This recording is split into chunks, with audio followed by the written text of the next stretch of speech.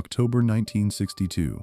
Two reporters, two cities. Same question. A reporter in New York sat down with Mickey Mantle and asked him, who is the best player in baseball? That same week, a reporter in San Francisco sat down with Willie Mays and asked him the exact same question. Mickey and Willie were about to face each other in the World Series. They were rivals. They had been rivals for 11 years, and neither man knew what the other was going to say. When the two answers were published side by side in newspapers across America, the sports desk went completely silent, because what Mickey said about Willie and what Willie said about Mickey was not what anyone expected from two men who had spent their entire careers trying to beat each other. And it started with a drainpipe. In 1951, on the worst day of Mickey Mantle's life.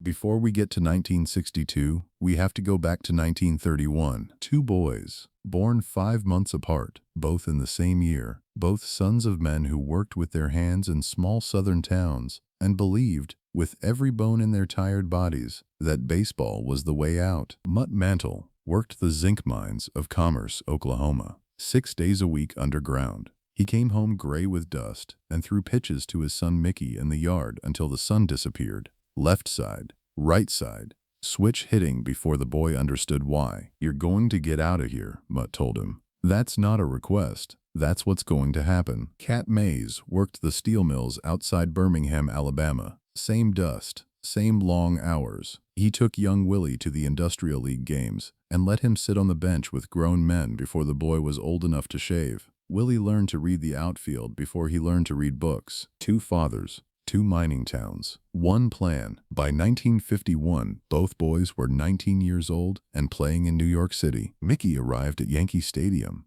and the coaches stopped practice to watch him run. Not because they were told to, because they couldn't help it. The sound his bat made when it connected was different from anyone else's. Deeper.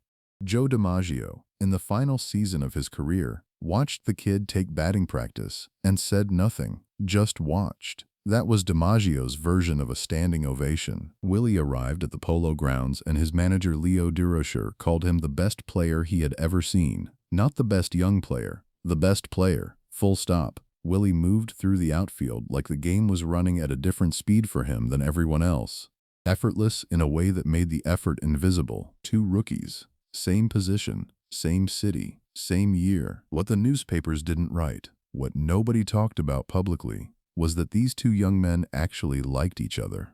In a New York that had drawn hard lines between Yankees and Giants, between the Bronx and Manhattan, between white and black in an America that was still brutally divided by race, Mickey Mantle and Willie Mays found something in each other they couldn't find anywhere else. The only person who truly understood what it felt like to be Mickey Mantle was Willie Mays, and the only person who truly understood what it felt like to be Willie Mays was Mickey Mantle, because only one other human being on earth knew what it meant to arrive in New York at 19 with an entire franchise on your shoulders, to have the morning papers dissect every mistake, to carry the weight of a father's dream when the father himself was already running out of time. They were supposed to be rivals. Instead, without anyone planning it or writing about it, they became something rarer than rivals. They became the only witnesses to each other's lives. October 1951, Game 2 of the World Series. Yankee Stadium. Mickey Mantle was playing right field.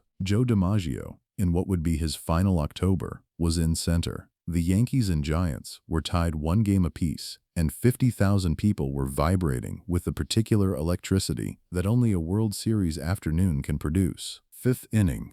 Willie Mays stepped to the plate. He hit a fly ball to right center field. Mickey went for it. Full speed, no hesitation, total commitment. The way Mickey ran for everything, as if stopping was something that happened to other people. DiMaggio was tracking the same ball from center field. I got it. 2 words.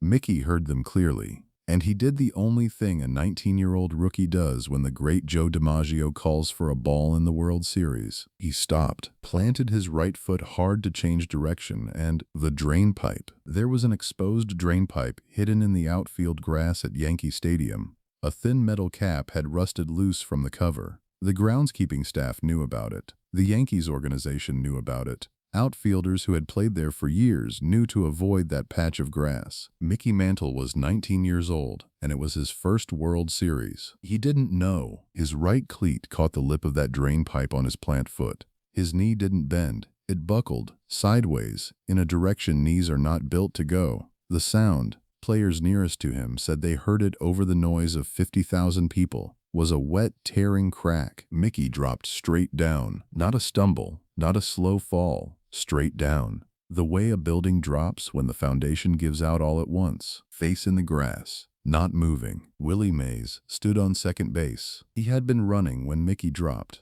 He stopped and turned and looked at Mickey on the ground and felt something move through him that had nothing to do with baseball. Because Willie's bat had hit that ball. Willie's fly ball. Willie's swing. And now Mickey Mantle was lying in the outfield grass not getting up. The trainers ran out. The stretcher came. 50,000 people went quiet, the specific way crowds go quiet when they understand something is genuinely wrong. Mutt Mantle was in the stands that day. He had traveled up from Commerce, Oklahoma, a trip that cost him money he didn't really have, to watch his son play in the World Series. He saw Mickey go down. He made his way to the field exit as quickly as he could to meet his son at the tunnel. When Mickey was brought off the field and Mutt tried to reach him, Mutt stumbled. His legs gave out. The doctors would soon discover that Mutt Mantle was already sick. Hodgkin's disease. The same disease that had taken the men in the Mantle family one generation after another. Always young. Always too soon. Father and son. Both broken. On the same October afternoon, Mickey was taken to the hospital. The damage was extensive. Torn ligaments. Torn cartilage. The ACL, the anterior cruciate ligament, was gone. In 1951, there was no surgery that could repair it. The medical answer was simple and brutal. Wrap it, tape it, manage it. Mickey Mantle managed it for 17 more seasons. Every morning for 17 years, the knee was the first thing he felt when he opened his eyes. The trainers spent 45 minutes before every game wrapping it so tight the circulation would cut off by the third inning.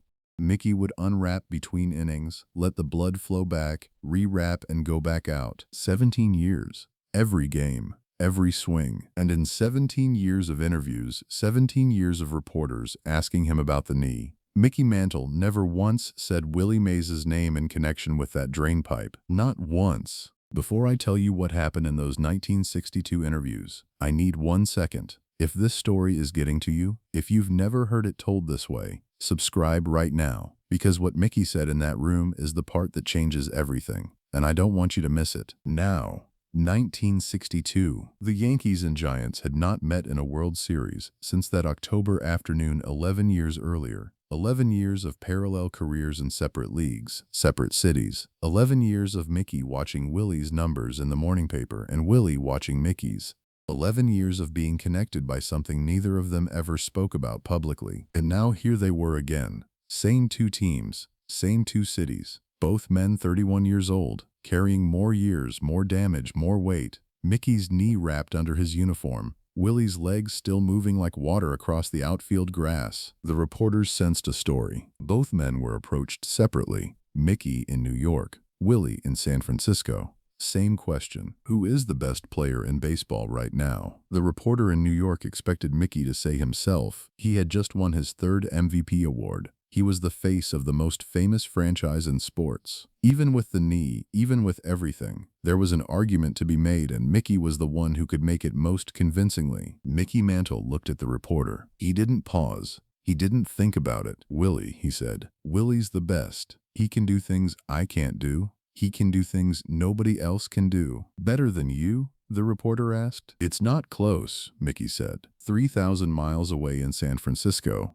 Willie Mays sat across from his own reporter. The reporter expected Willie to name himself. He was carrying the Giants to the World Series almost single-handedly. His teammates said he was playing at a level that summer that they had never seen before, even from him. Willie looked at the reporter. Mickey, he said, Mickey Mantle is the best player I've ever seen. What he does on that knee. Willie stopped for a moment. I know what that knee cost him. And what he does on it is something I cannot explain. The reporter looked up from his notepad. You know about his knee? Willie was quiet. I know about his knee, he said, and nothing more. 4 words that carried 11 years. When both interviews were published, The reaction was not debate, it was silence. Not because people had nothing to say, because the two answers sitting side by side on the page produced something that argument could not improve upon. Mickey said Willie. Willie said Mickey. Two men about to try to beat each other in the World Series. Two men with every professional reason to claim the title for themselves. Two men separated by race and city and uniform color and 11 years of competition. And both of them, in separate rooms on separate coasts without knowing what the other was saying, had pointed across the country at each other. Think about what Mickey was really saying. He was saying, the man whose fly ball sent me into that drain pipe, the man whose hit began the end of my knee, my speed, what I could have been, that man is the best I have ever seen. Think about what Willie was really saying. He was saying, the man whose knee I broke without meaning to, who wrapped that knee every morning for 11 years and never once said my name in connection with it, that man is better than me. That is not sportsmanship. Sportsmanship is shaking hands after a loss. This was something that doesn't have a clean name. This was two men who had been watching each other across a distance for 11 years and had seen in each other something they couldn't see anywhere else. The only person who knew what Mickey's career cost him was Willie Mays, because Willie was there when it started, and Mickey never held it against him. Not for one day,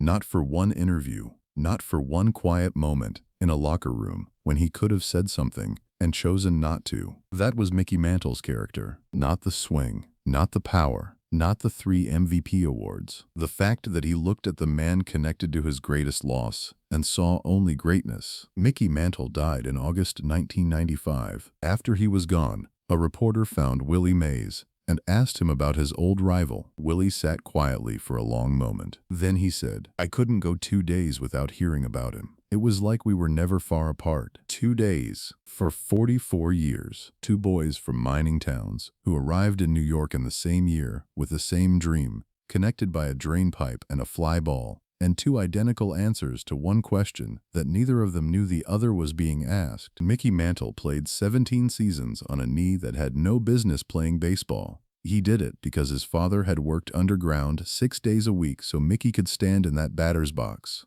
He did it because 50,000 people came to Yankee Stadium to see what happened when number 7 walked to the plate. He did it because quitting was something that happened to other people. But the real reason Mickey Mantle kept playing, the reason he wrapped that knee every morning and went back out, was the same reason he pointed at Willie Mays in that 1962 interview without hesitating. Because Mickey Mantle believed that the only response to greatness is more greatness, not bitterness, not blame, not keeping score of what you lost, just more greatness. That is the lesson of that drain pipe. That is what two identical answers to one question really meant. Not me, him. And in saying that, in both of them saying that, separately, without knowing, they told the truth about each other that neither could have told about himself. That is what it looks like when two people truly see each other across a lifetime. And that, more than 536 home runs, more than 3 MVP awards,